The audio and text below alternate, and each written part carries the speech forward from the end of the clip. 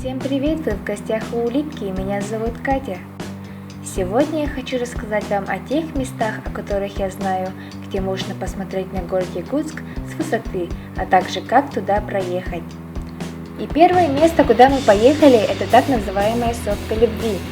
Говорят, название возникло в 60-е годы, когда первые якутские таксисты начали ездить сюда с девушками. Сопка Любви – излюбленное место большинства жителей Якутска.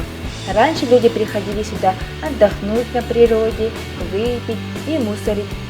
Поэтому в 2014 году она даже становилась платной, с машины 250 рублей и с человека по 50 рублей.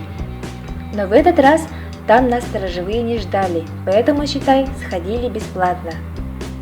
Мы прогуглили на карте, где находится это место, и поехали на великах, считай, с площади Ленина. До него также можно добраться на автобусе номер 18 до Конечки, и там виден холм, откуда можно легко подняться. На великах это было тяжело.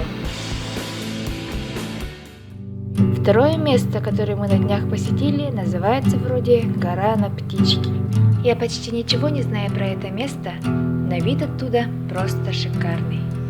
Вы можете с детьми побегать на большой просторной лужайке, спрятаться от ветра и дождя в лесу, а самое главное, туда можно легко проехать на машине.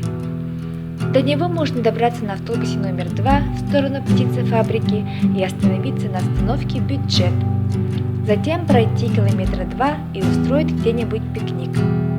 Скажу вам одно, людей здесь практически нет, и никто здесь вам мешать не будет.